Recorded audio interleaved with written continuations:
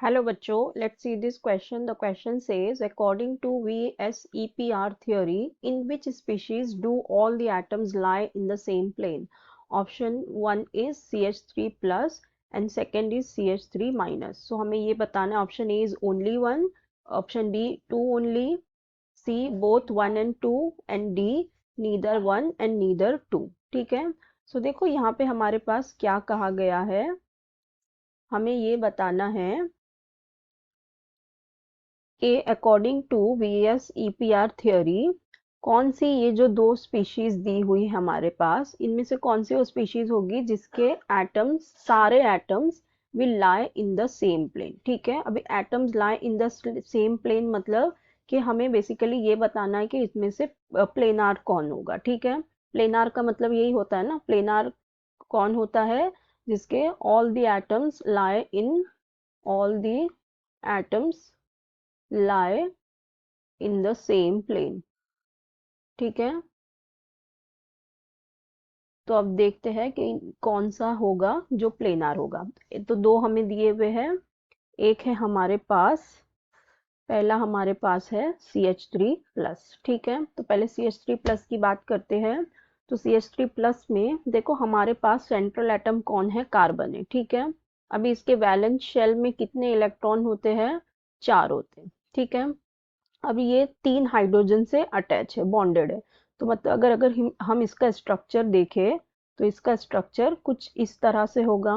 3 hydrogen हो गए और इसके पे क्या हो जाएगा, एक पॉजिटिव चार्ज आ जाएगा. ठीक है. इस तरह से एक पॉजिटिव चार्ज होगा.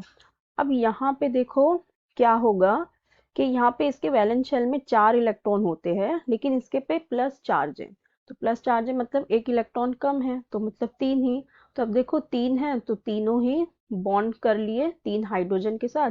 तो इसका मतलब यहाँ पे कोई भी लोन पेयर नहीं होगा और इसका स्टेरिक नंबर भी कितना हो जाएगा, 3 ही आ जाएगा. ठीक है. अब स्टेरिक नंबर 3 आ गया क्योंकि स्टेरिक नंबर हमारा क्या होता है, सिग्मा बॉन्ड होते हैं. तो 3 सिग्मा बॉन्ड है, लोन पेयर तो एक भी नहीं आएगा क्योंकि उसकी वैलेंसी हो गई. तो अब यहाँ पे 3 आ गया तो इसका मतलब इसकी हाइब्रिडाइजेशन क्या होगी, sp2 हाइब्रिडाइजेशन. ठीक है. अब sp2 हाइब्रिडाइजेशन है तो इसका मतलब ये स्ट्रक्चर कैसा है, प्लेनार स्ट्रक्चर है. ठीक है. या तो इसे हम कहते हैं trigonal planar, trigonal planar structure. ठीक है. अब हमारा सेकंड वाला देखते हैं.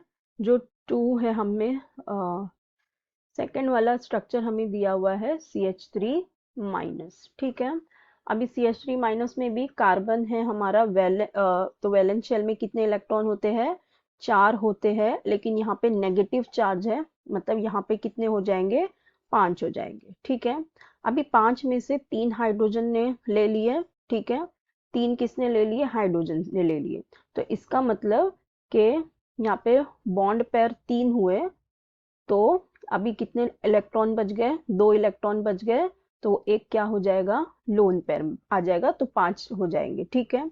तो मतलब अगर इसका स्ट्रक्चर हम देखें तो इसका स्ट्रक्चर कुछ इस तरह से होगा कि इसके पास 3 हाइड्रोजन होंगे और एक लोन पेयर होगा. ठीक है. इस तरह से होगा, 3 हाइड्रोजन होंगे और एक लोन पेयर होगा.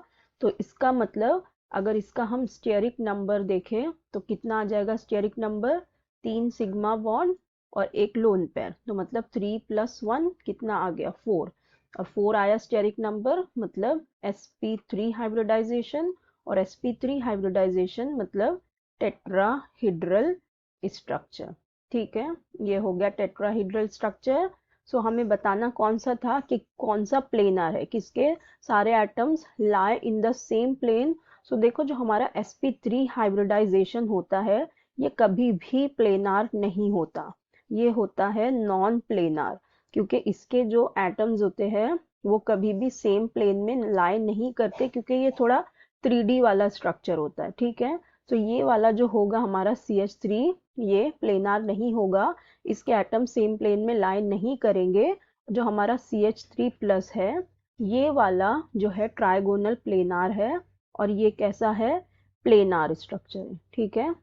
इसकी हाइब्रिडाइजेशन आई है sp2, ये प्लेनार स्ट्रक्चर है. इसके जो ये तीनों हाइड्रोजन है ये जो सारे एटम है कार्बन और तीनों hydrogen, they will all lie in the same plane. तो हमारा करेक्ट ऑप्शन होगा सिर्फ ओनली वन, तो मतलब हमारा करेक्ट ऑप्शन हो जाएगा option A, one only. So I hope you understood it well. Best of luck, thank you.